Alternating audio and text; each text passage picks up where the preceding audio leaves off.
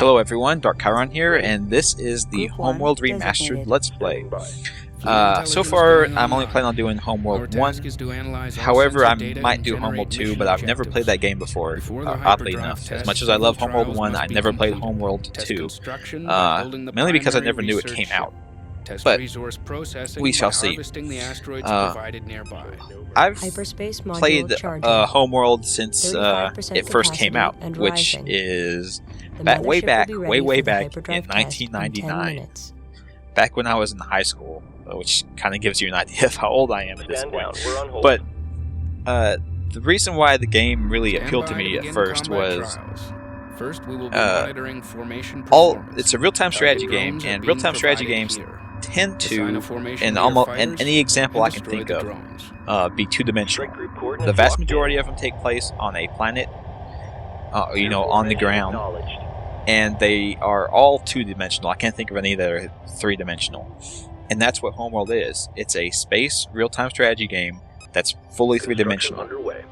So you don't have choke points to defend because the enemy can come from anywhere. So you have to really make up for it by kind of strategizing and keeping a good sensor network out there, which the game helps accommodate, thankfully, with large sensor fields. But the game really made me stick around more for the story and the music, which is odd because usually, you want the game just to play good. The story, okay, whatever. However, show no mercy. The story for this game is really well written. I really liked it, and the story isn't told through cutscenes. It's told through these, for lack of a better term, moving images, where it's like a still image, but pieces of the still image move.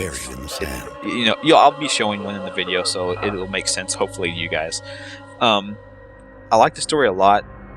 It's kind of about trying to find your place in the world, and the music is also really good. All of their original music is good, and they also have a version of Adagio for Strings, which is it's a choir version of it, which is really moving, especially whenever at the point of the game where it shows up. It really struck me when I got to that point in the game. It's fairly early into the game, and it's just like I don't know. It was really good at making me emotionally invested in continuing to play the game, and the fact that the gameplay was good helped, but that's what really kept me going in the game. The gameplay itself is fairly simplistic. You have a single base, which is your mothership, and if it gets destroyed, then you lose. The mothership builds all of your other ships in your fleet, and you have a single research station, which researches all of the ships that you can build. So from a combat standpoint, the game is not incredibly complex in that way, which is fine by me. I don't mind it. It was serviceable and it's fun. The actual fighting, the combat is fun. And the game does have a rock, paper, scissors type situation where certain ships are good against these ships and very weak against other ones. So that even the most massive capital ship can fall to smaller ships as long as you picked the right smaller ships to fight it against them. So that's really good, actually. And the single player is done in a interesting way. The game has you have a persistent army, which means from mission to mission, whatever army you had in the last mission, at the end, when you jump to the next mission, that's the army you have starting that mission. And you keep all your resources and your research. So it's really about trying to maximize how you beat every mission to make sure that you don't lose too much, because the next mission maybe the army that you were left with is now insufficient to take on that challenge, or perhaps if you just really play badly, your army composition is just really not going to not help you in the current situation. The game is pretty good about giving you time to adjust to the new challenge, but there are a couple of challenges where you don't really have the time to do anything, so just have enough to win already, because if you don't, you might have to go back and rethink how you've beaten some of the missions. So that's my experience with the game. So in this Let's Play series, what I'm going to do is I'm not going to do live commentary like I usually do. What I'm going to do instead is take each mission and kind of go over the story of the mission, what I think about the story, and then how in the gameplay sense you need to get through the mission and how you can beat it and what the strategies for beating it should be. I think this is a better idea for this type of game because it is a real-time strategy game, and there is a lot of watching your army move from point A to point B, and there is no way in hell that I could make that interesting. So I'm going to be doing this instead. And it also affords me the great benefit of having the entire game already recorded, so I have all the footage I need to make the videos. I just have to do the commentary over top of them, which should help my video production, which has been kind of lax as of late. However, I am trying my best, guys, I promise. Also,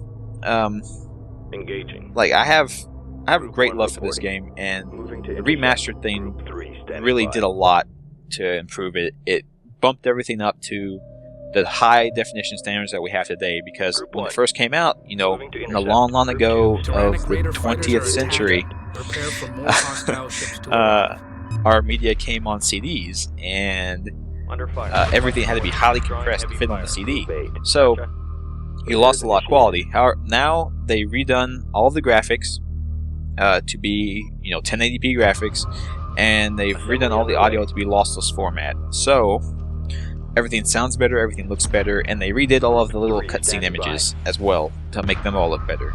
So they really went out of their way to try and make this game play better, not just look better, but play better as well. And they also, while I'm on that, took elements from the second Homeworld game and put it into the first Homeworld game to just make the gameplay experience more fun and make the UI better and everything. So it's obvious I have quite a lot of love for this game, and I want to share the love for this game with others. It's not enough, really, if this game looks really interesting and seems really interesting to you, it's not enough to just like watch me do videos of it. Really, you need to experience it yourself. So what I'm going to do is I'm going to give away 2 copies of this game to you lovely folks who actually watch my videos and made this point in the video. I'm not going to announce it. It's just going to be within this video. I'm going to stop it May 1st. And what I want is, I'm not going to do it like I usually do. I'm not going to just pick 2 random people who say, hey, I want to win, and do it like that. No, I want you to actually, if you're interested in this game because you've never played it before but it looks and sounds interesting to you, or if you played this game originally and you just haven't got the remastered but you want to play it again, just write down your thoughts and feelings about this game and your desire to play it, and I'll actually choose 2 people by actually going over the comments and kind of just getting a general feel of not just whoever I want to give it to. So the game is out on Steam, by the way, so if you don't have a Steam account, sorry, you have to have one. And that's it.